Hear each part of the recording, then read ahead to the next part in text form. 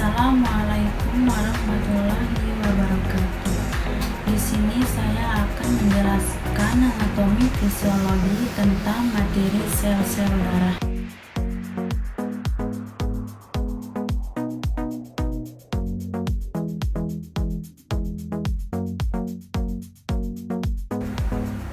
Perkembangan sel darah yang pertama yaitu hematopoiesis. Di sini kita bisa melihat gambarnya pada tersebut.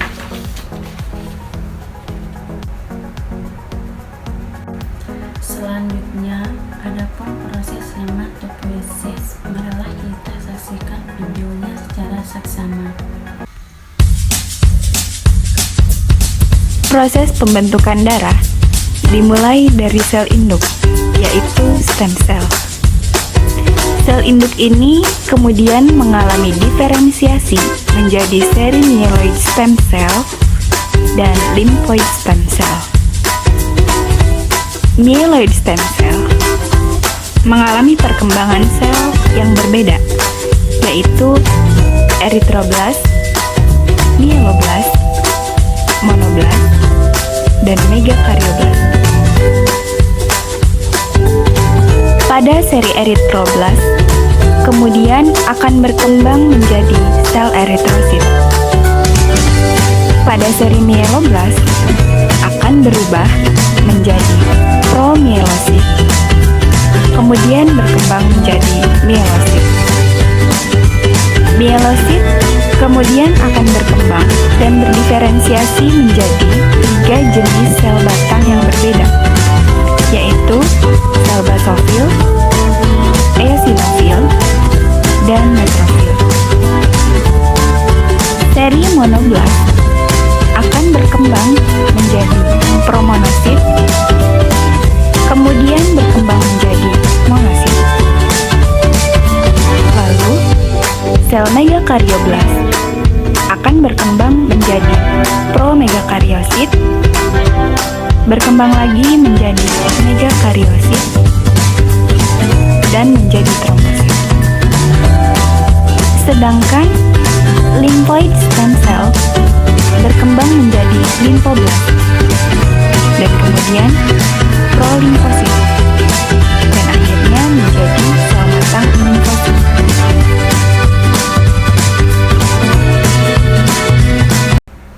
Itulah video dari proses hematopoiesis. Selanjutnya, adapun proses tempat terjadinya pembentukan sel darah atau hematopoiesis. Dalam proses pembentukan sel darah atau hematopoiesis dilakukan pada suatu tempat yaitu sumsum tulang, dan juga pada hati atau spleen yang digunakan sebagai organ pembantu dalam pembentukan sel darah. Dalam pembentukan sel darah, ada beberapa hal yang diperlukan. Yang pertama, sel induk hemopoietik. Kedua, microenvironment atau lingkungan mikro. Ketiga, bahan-bahan pembentukan darah. Dan yang terakhir adalah mekanisme regulasi. Hal yang diperlukan dalam pembentukan sel darah yang pertama adalah sel induk hemopoietik, yaitu sel yang akan berkembang menjadi sel-sel darah.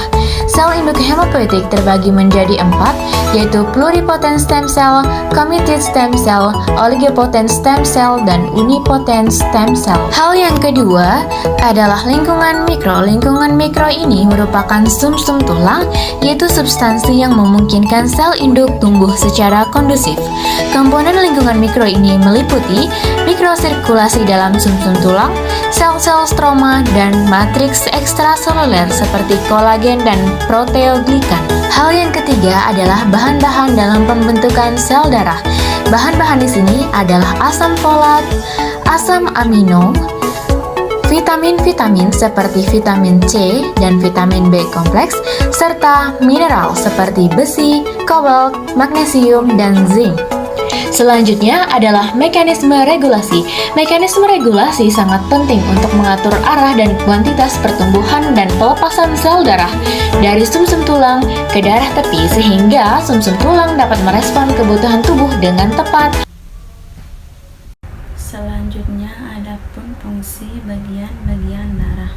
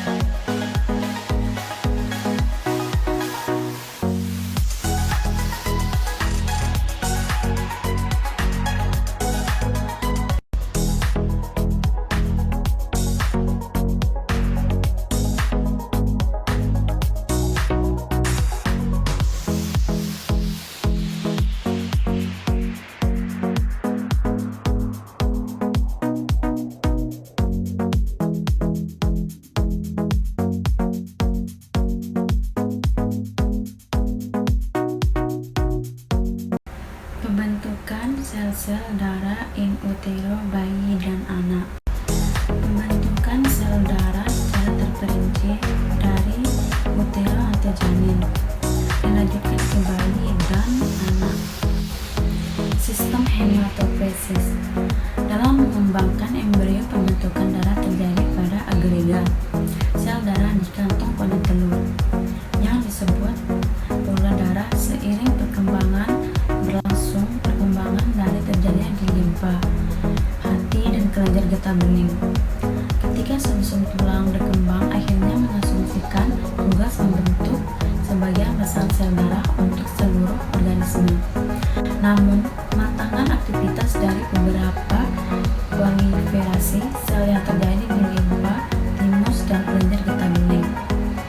Pada anak-anak, hematopoiesis terjadi di sumsum tulang panjang seperti femur dan tibia.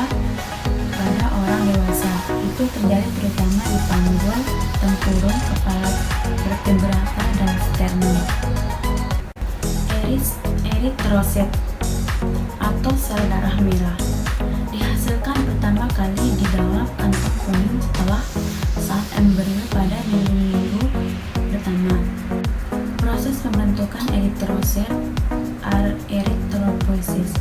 Setelah beberapa bulan kemudian, eritrosit terbentuk di dalam hati, limfa, dan kelenjar sumsum tulang. Produksi eritrosit ini dirasakan oleh hormon eritropoietin. Setelah dewasa, eritrosit dibentuk di sumsum tulang membranosa. Sel pembentukan eritrosit adalah hemositoblast, yaitu sel batang mieloid yang terdapat di sumsum tulang.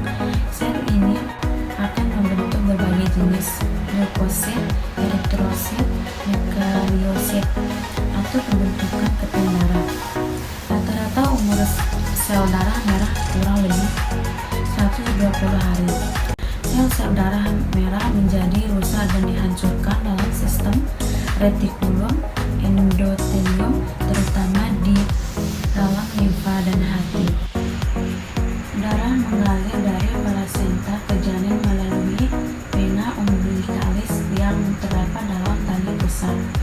Jumlah darah yang mengalir melalui tali pusat sekitar 120 ml atau kilogram per menit atau sekitar 500 ml per menit. Melalui vena umbilicalis dan ductus venosus, darah mengalir ke dalam vena cava inferior, bercampur darah yang kembali dari bagian bawah tubuh, masuk atrium kanan di mana aliran darah dari vena cava inferior lewat melalui foramen ovale ke atrium kiri, kemudian ke ventrikel kiri melalui arcus. Darah yang mengandung karbon dioksida dari tubuh bagian atas memasuki ventrikel kanan melalui vena cava superior, kemudian melalui arteri pulmonalis besar meningkatkan vertikal kanan menuju aorta melalui ductus venosus. Darah ini kembali ke plasenta melalui aorta, arteri iliaca inferior dan arteri umbilicalis untuk mengadakan pertukaran gas selanjutnya. Foramen ovale dari ductus arteriosus berfungsi sebagai saluran janin pintas yang kemungkinan sebagian besar dari kardial ovot yang sudah terkombinasi kembali ke plasenta tanpa melalui paru-paru. C. Sirkulasi darah pada janin dan bayi. Proses sirkulasi darah pada janin atau fetus. Kita bisa lihat gambarnya secara ini. 1. Darah janin dilarikan ke plasenta melalui vena umbilicalis yang membawa bahan makanan berasal dari ibu. 2. Darah ini akan masuk ke badan melalui vena umbilicalis yang bercabang dua setelah memasuki dinding pada berjanin. Cabang yang kecil akan bersatu dengan vena porta. Darahnya akan beredar dalam hati dan kemudian diangkut melalui vena cava hepatica ke dalam vena cava inferior, dan cabang satu lagi, ductus venosus arantini, akhirnya masuk ke vena cava anterior sebagai O2 dan dalam darah vena umbilicalis akan diabsorbasi sehingga konsentrasi O2 menurun. Keempat, vena cava inferior langsung masuk ke atrium kanan. Darah ini merupakan darah yang berkonsentrasi tinggi nutrisi dan O2 yang sebagian menuju ventrikel kanan dan sebagian menuju atrium kiri melalui foramen ovale.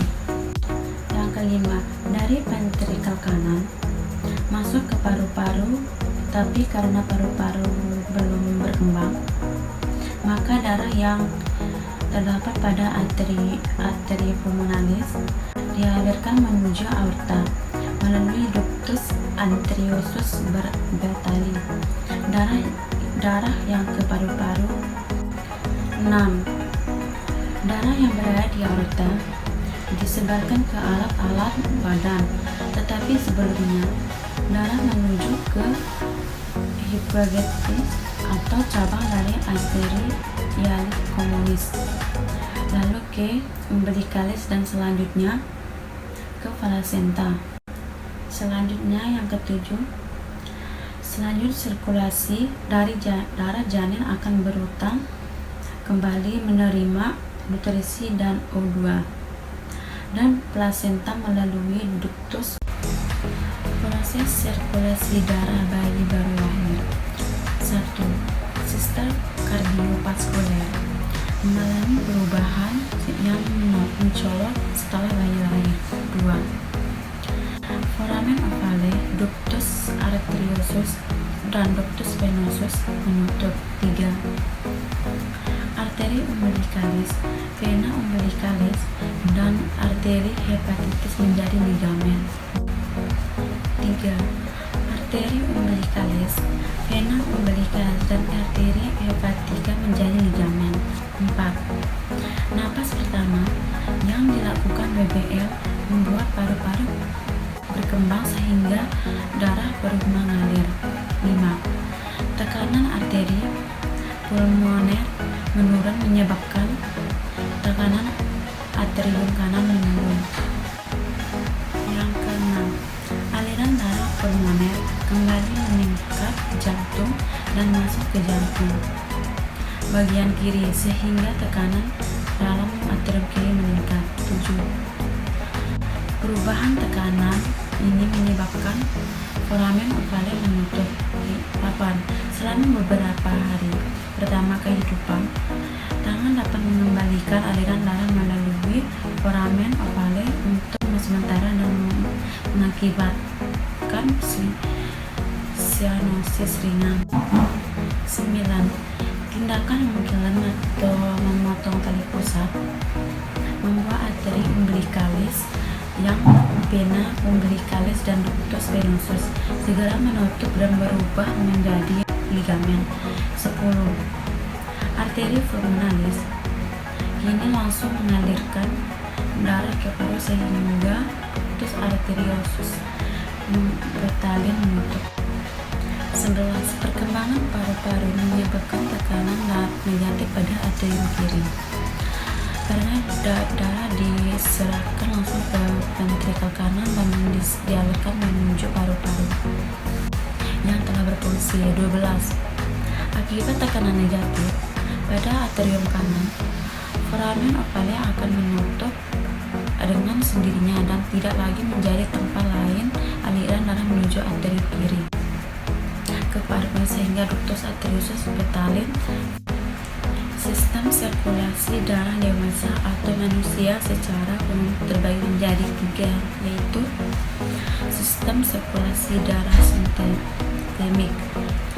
Peredaran darah dimulai ketika darah mengalir dari bilik jantung bagian atas yang bertitik K1 di balik jantung bagian bawah. Kemudian berlangsung periode ejekan, yaitu ketika kedua ventrikel memompa darah pembuluh darah arteri besar. Dalam perubahan darah sistemik, ventrikel kanan memompa darah kaya oksigen ke atrium utama atau aorta. Lalu darah mengalir dari aorta ke atrium yang lebih besar dan lebih kecil, kemudian masuk ke jaringan kapil. 2. Sistem sirkulasi darah pulmonal.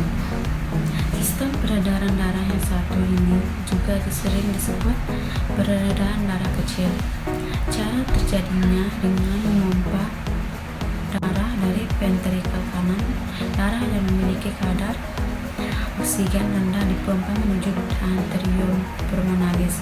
Lalu saluran darah akan bercabang menuju arteri dari kapiler yang lebih kecil. 3. Sistem sirkulasi darah koroner. Sistem peredaran darah koroner berfungsi untuk mengalirkan darah kaya oksigen. Dalam sistem peredaran darah ini, darah yang dialirkan untuk memasuk otot jantung, darah kaya oksigen dialirkan ke otot jantung agar jantung bisa bekerja dengan baik. Itulah video saya tentang materi sel-sel darah. Sekian dan terima kasih. Wassalamualaikum warahmatullahi wabarakatuh.